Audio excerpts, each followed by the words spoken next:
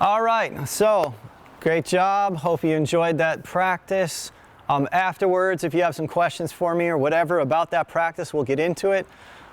Keith is here with us just this morning, and I'm going to use him to help me with this demonstration before he goes in the afternoon, just so that you guys can have a little bit of a reference for this. So we're going to do, basically this is going to be like my first official sort of medical Qigong demonstration kind of thing. We're going to sort of take it from the practices that we're doing here, and then I want you to observe as Keith is doing this practice some of the things that I've now discussed with you, okay? Again, and give you a little bit of a visual for it. And then after that, we'll have a break. You guys will have an hour to go to lunch. We might do an hour and 15 minutes, just give people enough time, whatever. Anyway, and you can go back to the trees, even though we're kind of in the trees already. I know you guys are jealous at home, I'm sorry, but you should be here. It's pretty, the energy's pretty amazing, right? All right, so Keith, come on up in here. And just go into your standing tree meditation. So, standing tree meditation in and of itself takes discipline to practice this practice. I literally tell people, if you're going to pick this as your practice, just like 3 minutes. Set a timer, 3 minutes, and just try and do that every day or something, right? Because it takes time. You have to train. This is my take anyway. Most people, you have to train with a teacher or something, because you're never going to do this on your own. I did. My teacher would teach me, but I'm rare. Most people need somebody watching them to help, because it takes some extra something to do this, all right? Anyway, so this practice in and of itself is a disciplined practice. Takes time to develop the physicality to be able to do it for even 10 minutes. I remember when I first did this, I'd been studying martial arts. By the way, he had just a nice, really nice in-breath, deep breath, opened up his lungs, etc. That was already a shift in energy. I haven't started any official healing work yet. You may notice, and I did when I first started doing medical Qigong, talking about kind of like treatment for other people, because if I give you a practice to go do on the tree, that's also medical Qigong, but it's like a prescription. Go home and practice like this for this particular result. That's what makes this type of Qigong different than just like Qigong exercise. You know, you're all doing Qigong exercise to some degree in the park, but notice I'm not just having, like Val, when you came in today, she goes, David, she's been used to coming to my classes for an hour. She goes, what the heck are we gonna do for 8 hours? I said, don't worry, Val, I'm not gonna have you stand in standing tree meditation for 8 hours, right? But it's giving you guys, I consider it cross-training, because you can get a lot out of cross-training. In other words, if all I do is one type of training, I'm going to get burnt out pretty quick. If all I do is standing tree meditation, most of you will stop Qigong tomorrow. But if you have a little bit of standing tree meditation, you have a little bit of waterfall, you have a little bit of I can go over and hold a tree, you understand some of the deeper practices, you know that we have a community that you can come back and practice with, both in person and online. Then you start going, oh, I might be able to do this. I might be able to do some of this. And that when you get the results, that's when you're going to start going like, whoa, man, this is like pretty cool stuff. This is amazing stuff, okay? Like Keith.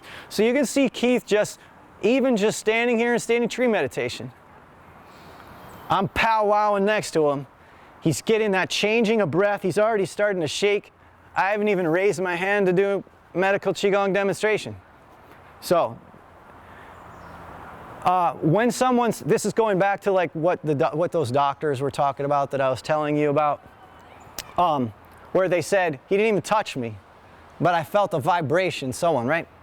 So one of the places, and if you can't see that, just take a closer look. I mean, he's just shaking here with energy, okay? I won't do this to just anybody, because that person needs to know how to stay grounded. Anybody else, I would have to do this in a chair, because this would be unsafe.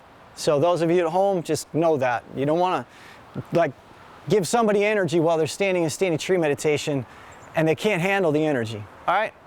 Now, lower dantian is a battery. Yes, it's the second brain, but it's a battery, it's electrical in nature, you can charge it. Therefore, it can also what? Lose its charge. Now, as bizarre as this may seem to some of you, I'm sure like cooled it. Some of you be like, man, that's bizarre.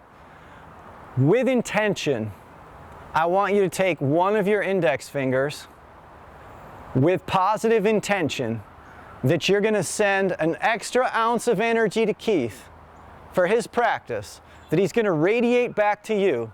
And with one index finger, this is like real magic, okay? All right. One finger, I want you to point at roughly where you believe his navel center is, point in that direction. Where you believe his belly button sits, roughly, which is lower dantian. Do you see what just happened to his breath right away when you did that? I don't know if you noticed that. He immediately had to take a deep breath.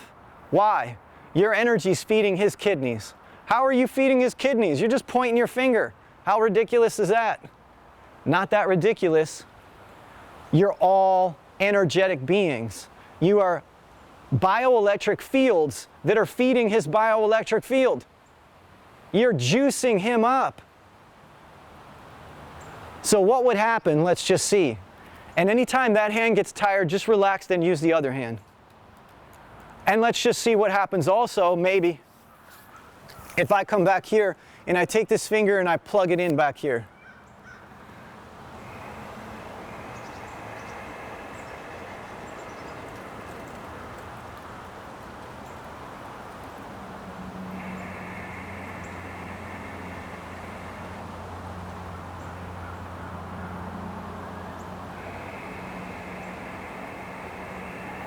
And you can relax your hands.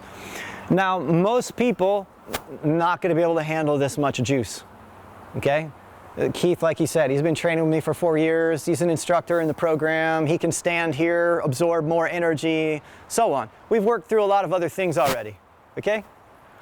But watch for a moment. There's quite a vibration going on, quite a holding here. Everybody observe the throat now.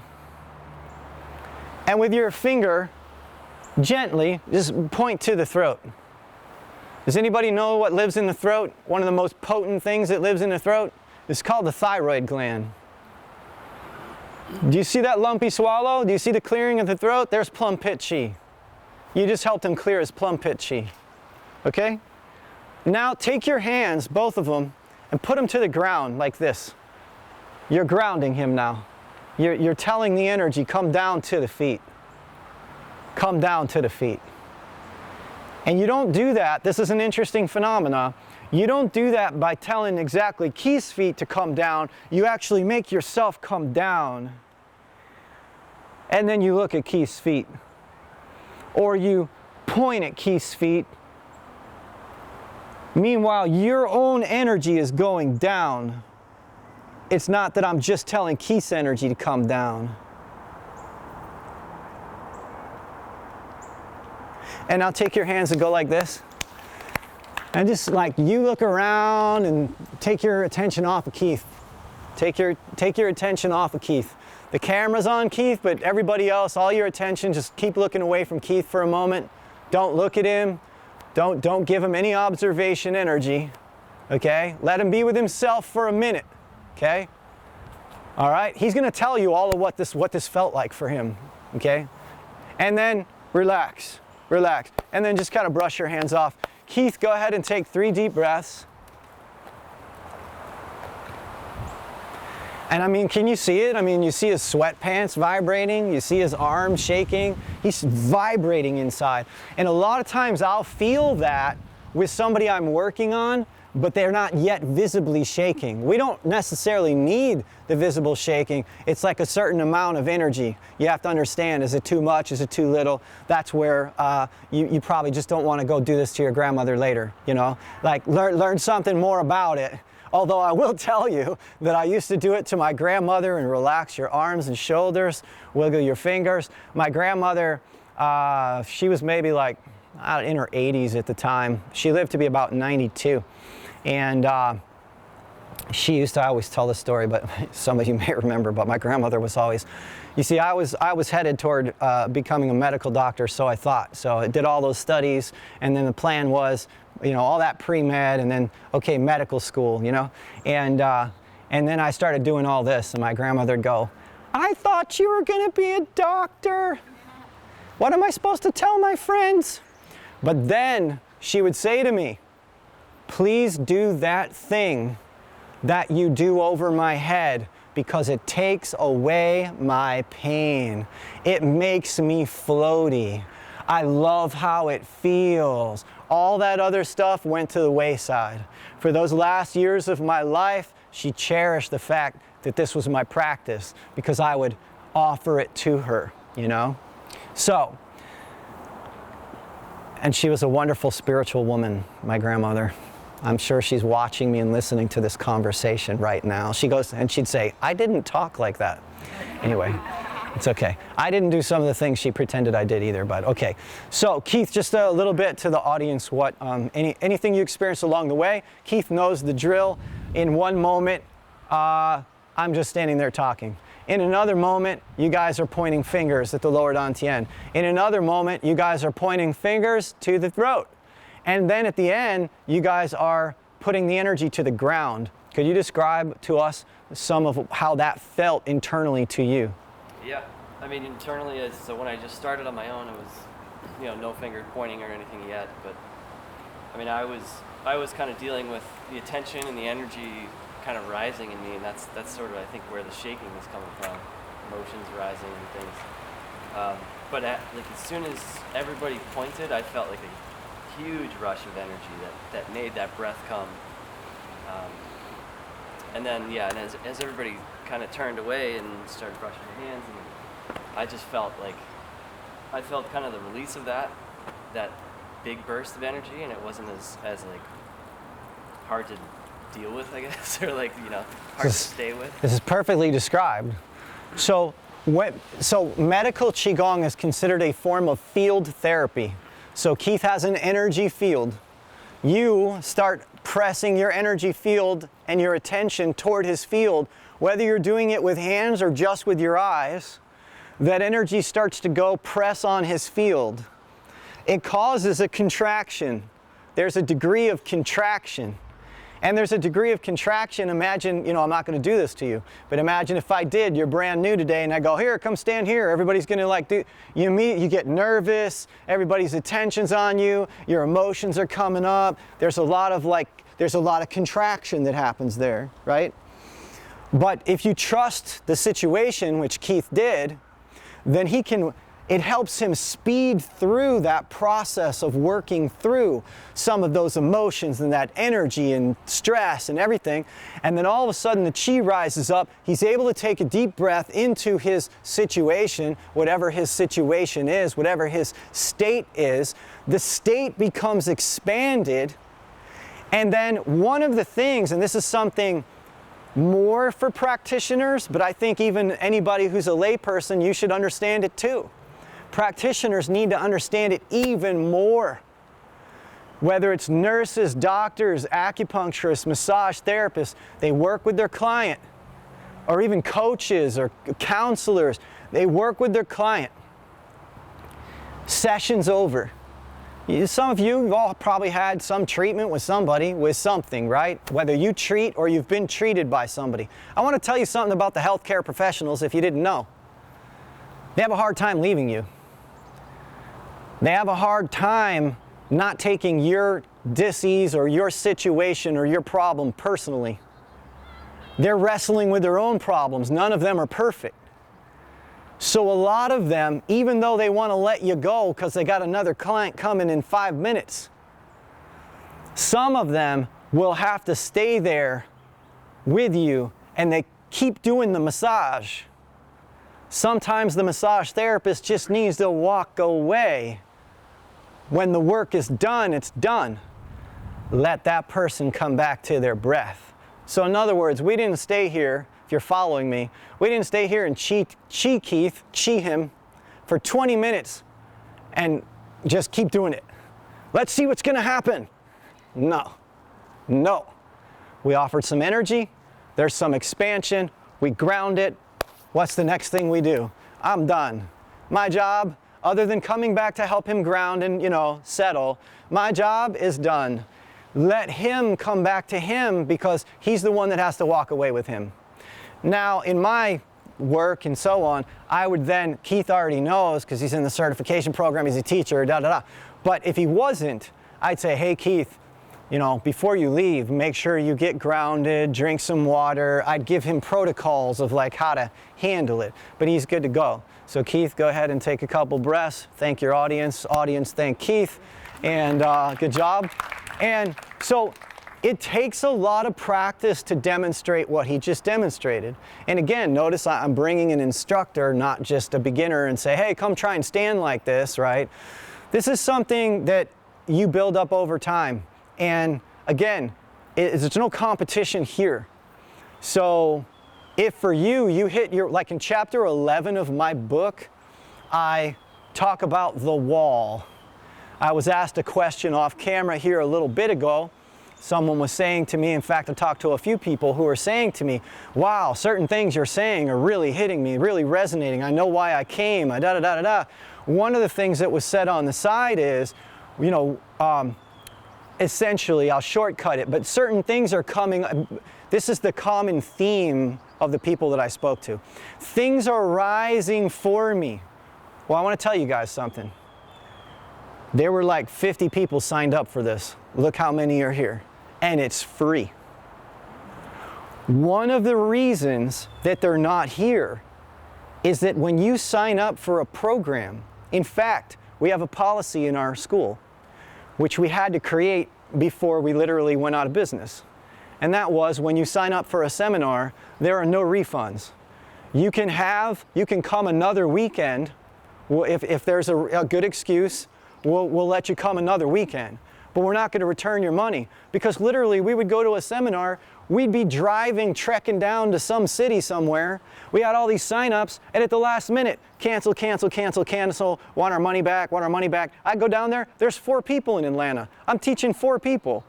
So anyway, that's not a big deal. The bigger piece is, if you've ever done anything that's related to healing, transformation, go see the counselor, take on a 21-day Qigong challenge, try and break a habit, what do you face? You face your emotional resistance. You face the stress and the pressure. You face the I can'ts. All of those kinds of things. Qigong in that way is no different than if running, we're going to go run that marathon. You're going to hit those walls. So chapter 11 in my book is called The Wall. The wall is always an emotional wall. You can hit an emotional wall doing standing tree meditation, some of you, in 2 minutes. When I did standing tree meditation, one of my masters pulled me aside. First time I'd ever done standing tree meditation. He said, please stand in standing tree meditation. He had me do what Keith did. He said, stand here. He was teaching this big audience. I stood there. An hour later, I was still standing there. I felt so much pain in my body, but I was vibrating, and I felt like I was going to rocket ship off somehow. Never felt anything like that before. I was like, what is going on? But I had trained martial arts and stood in stances and things for many years. The average person, you can't do that. But it doesn't matter where my wall is. It's where is your wall. If you hit your wall where you're sitting there and you're like, oh, I can't do this for 1 more minute, and you go 1 more minute, that's where the good juice is. Now, if you want the shortcut, one of the shortcuts is you can go see somebody who's amazing at acupuncture, like Tanya, who also does medical Qigong, or somebody like me who does medical Qigong, or practitioners like this, where you lie down on a table and they're running juice. But however you do it, in whatever way you choose to partake of it, the process on the level that it is, there's a similarity throughout the entire process. Except some of you, for example, like I have a client who comes to see me. She's had 2 strokes. I definitely think the practice has been keeping her alive and vibrant and up and walking. When she first came in to see me, she would blow through only the side of her mouth. Literally, that's how she breathed. And I told her the first thing I wanted to do was change that breathing. I said, because honestly, you're not going to live very long breathing that way. And so it took like a year. I mean, you know, she was like 78 years old, so 2 strokes. But she just kept coming consistently, doing it, practicing a little bit, you know, what she could. Breath changed. Blood pressure starts to change. Energy comes back. In fact, she asked me, what is all this energy I'm feeling? I feel like I'm 20 down here. I knew what she meant. Okay? I said, your energy's coming back. Okay? Your energy's coming back. In Chinese medicine, we call it Jing. When your Jing runs out, you have no more sexual energy. It's gone. It's depleted. There is a debate amongst some masters. Some masters will teach it where they'll say you can never redevelop your Jing. Don't believe it at all. They told me when I was 25 years old that I looked like 85. Well, at 55 almost here in the next month or two, you know, I have plenty of Jing. And so, saying you can't rebuild, I don't believe it. So for me, if I were to get like technical or whatever, this is Jing Gong. It's like rebuild your Jing. So technically in Chinese medicine, without Jing, and this gets more technical, I get into this in more of my bigger programs, but I just give you a brief flavor of it. Jing means essence. Qi means energy. Jing means essence. Qi means energy. Energy is associated with metabolism, like ATP, adenosine triphosphate, and getting energy from your food and so on. Here's the thing. No essence, you can't digest your food. You can't have qi, technically, without Jing. Your Jing starts running out. I'll use this woman as the example, who's like 82 now. Her Jing was running out. I can't give her qi. I can't help you with your qi. First, essence. Where does essence come from? The ground, the earth, up through the body, into the root, etc. Okay? And then from there, we can keep building it, and then we get what's called qi when the solar plexus starts moving and your digestion moves. Yes, it's complicated, but it is not super complicated. I promise you, if you heard me talk 10 times, you would either be bored and tired of it and don't like it, or you'd go, man, he's really on to something, and this works for me, and I have the science of how to repeat it, and make it happen.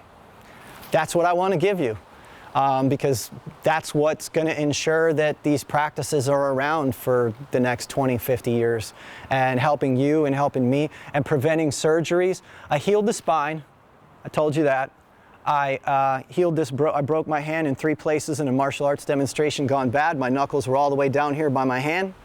When I went to the doctor, he wanted to put pins in my hand. I told him no. He wanted to put a hard cast on my hand and my arm. I told him no. I told him what I'd do, and I told him that if he wasn't willing to treat me, I'd go see someone else. He put us, not that I'm against that for everybody, but I know that sun right there heals broken bones faster than just about anything you can do. And so I exposed my hand to the sun. I used my mind and I moved my fingers. I could barely move my hand. He said I'd never be able to lift my fingers up like this again. He said, your hand will always look like this. This will be your hand. I said, it's not going to be my hand. Might be your hand if you want, but it's not going to be my hand. Thank you, no. So I worked with it. In the daytime, I would put infrared healing on this, which is a form of qi on the level that it is. Came back in 3.5 weeks, bones were healed. He said, I've never seen bones heal this fast, ever. No pins, okay? And I'm not bragging, because I wasn't honestly very confident about it at all. I was freaked out. Freaked out. So you want to talk about like, oh yeah, superpower, belief, no. And that's not what I'm telling you. I was freaked out. I'm like, there's no way I can heal my hand. I'm like, David, you're a healer. Heal the hand. I can't heal the hand. Okay? Bring down higher power. Higher power will heal the hand. I can't do it, but every single day I moved it. Every single day I worked with it. So I'm right here with you in all of whatever we're in, whatever you want to call this thing that humanity's in, where we're warring with each other, where we're questioning what's going to be our money, and we're stealing, some people, not us, but stealing from each other, or whatever's all going on, and that freaks people out. Some people it freaks out more, some people it freaks out less. Here's the thing, I tell people all the time, if you're going to watch the news, watch it like this.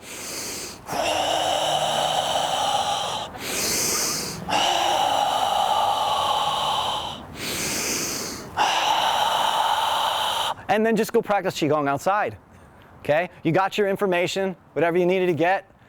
Half of it's probably not real, maybe 50% of it is, but you got some information. You got the best information you can get. Now go outside, go reconnect, find the peace and make the peace happen inside your own body, inside yourself. The way we want to do that scientifically is to, the way I would say that scientifically, my science, is to turn on this rest and digest system. And if you have the science behind that, and I give you the exercises to do it, and you have the wisdom to know, am I doing it or am I not doing it? I tell you what, you could do a lot of powerful things with that, all right? Everybody, if you would stand up and kind of come in here. I want to finish with, look at that, I'm pretty good with the timing. I was like, yeah, it's almost time for lunch. I want to show you one more exercise though before you go. And this is a very empowering exercise, great exercise for grounding as well. This can help you with your vision, your clarity, good for the liver. Any practice that you do of Qigong that looks like martial art is excellent for the liver. Excellent for the liver. And the liver is related to so many things in the body. So, you're going to go to a horse stance.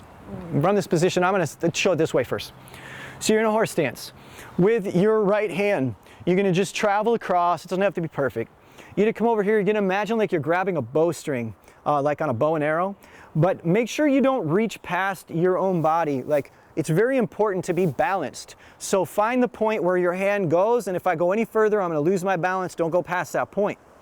With your left hand, I'm going to start you with an open hand position like this. Later, it's going to change slightly. I'm going to have you push with that one away. And this one with your right hand, you're going to pull like you're drawing a bowstring. Later, we'll add another little piece to that. But this left hand now is going to travel across to this side, my right. This one's going to do the pulling. My right hand is going to push away from me. That's going to do the pushing. Yes. Push with that. Yes. So look now out at your right hand. Yes. And now come across with your right hand in front of you. And you got a bow and arrow on this side. So you're going to pull it with your right hand and you're going to push away with your left hand. Yes. Yes. Yes. Later we'll correct it and we'll make it more perfect. But right now, come across. You're going to pull and you're going to push. Yes. And now for some of you, it will also be slightly less complicated for some of you. Some of you may make it more complicated, but let's look at it. Imagine for a moment you just have the bow and arrow. Can you imagine a bow and arrow? So if I'm back to this position, here's my bow and arrow. It's just like that. But in this one, we're going to open this hand. Okay? And now let's just go to this side. That hand's here. This one is pulling the string. Later, we want to learn how to smoothly bring this hand across like Tai Chi-esque. Slow, methodical. That's the pull. This becomes the push. This hand here travels across.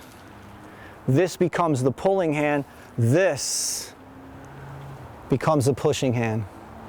Okay? And I'm going to do it this way once so you can see it this way too. So I come across and I pull. Here, I'm going to exhale. So this is the next piece we add. This is the pull. This is the exhalation. From this position, drop your hands down, exhale. Come up, inhale. Exhale. Inhale. Exhale.